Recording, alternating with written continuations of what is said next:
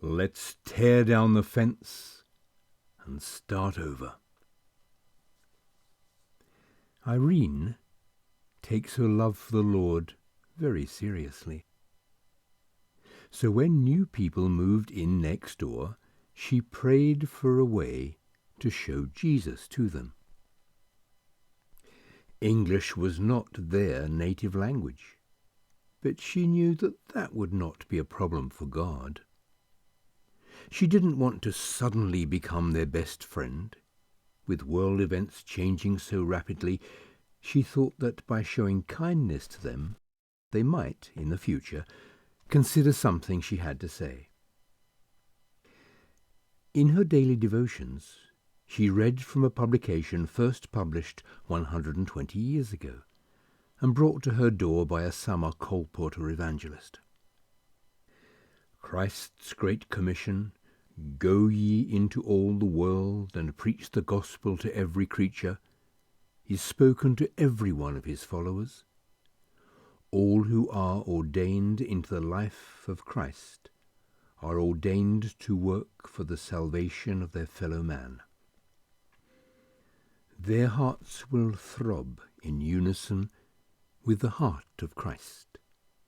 The same longing for souls that he felt will be manifest in them.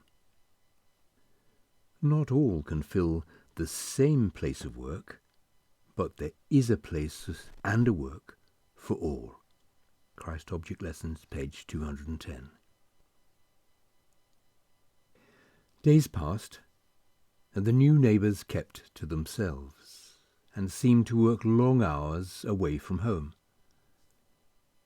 There was no opportunity for Irene to introduce herself, and she began to wonder how God would arrange one of those divine appointments that he is so good at. Then one morning she awoke to discover that the fence between the two houses had been blown down by a strong wind during the night. She went outside to investigate and came face to face with her neighbours. They were very nice, and in spite of the language difficulties, they told Irene that they knew someone in the fence-building business, and if she was willing, they would arrange for a new fence to be erected. Irene knew that the Lord was in this and agreed. She knew that the cost would be reasonable, which it was. She was excited by the symbolism of the barrier being removed, and now she would be free to preach Christ. But alas, that was not to be. The old fence had been 5 feet tall, which was a nice friendly height that allowed neighbours to talk to each other often. The new fence was 8 feet in some places and 10 feet in another. Now, what was Irene to do? She was in a worse position than before. The old barrier had been removed only to be replaced by one almost twice the size.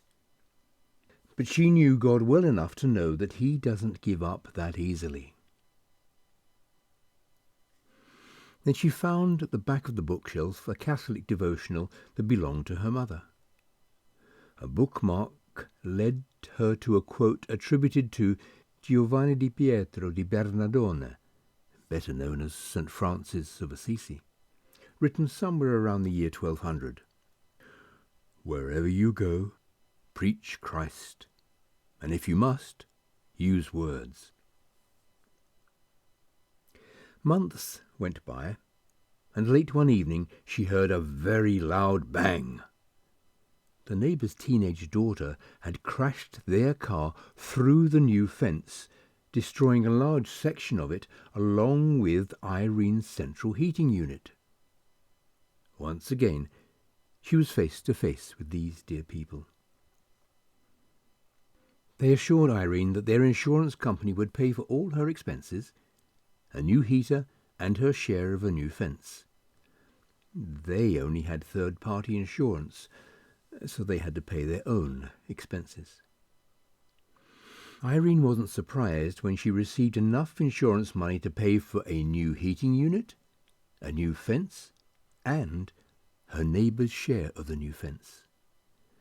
They were touched and very grateful to receive the money, and Irene was so grateful to God for the opportunity to at least give these people a glimpse of Jesus. Whenever she sees them now, they always smile and wave.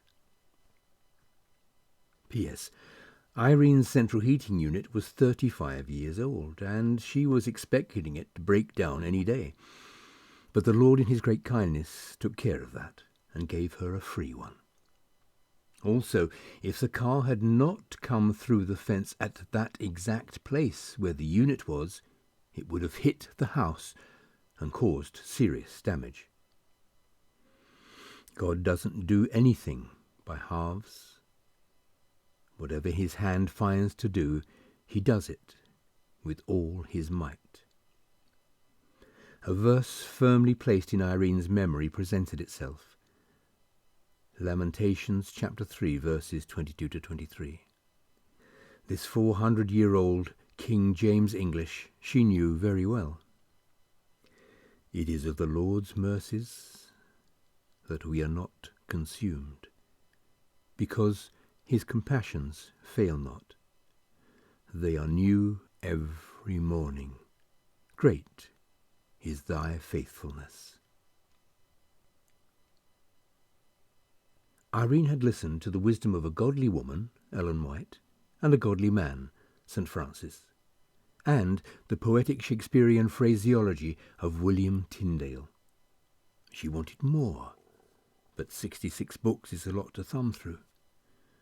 On her smartphone she searched for Christianity.com and found Paul's letter to the Ephesians has been called a literary masterpiece, as well as an important instructional manual for the Church and its people on unity, Christian living, and prioritizing God.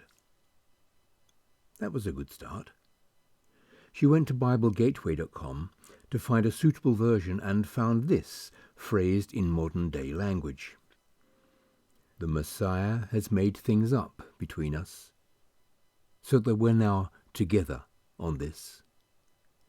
Both non-Jewish outsiders and Jewish insiders. He tore down the wall we used to keep each other at a distance. He repealed the law code that had become so clogged with fine print and footnotes that it hindered more than it helped.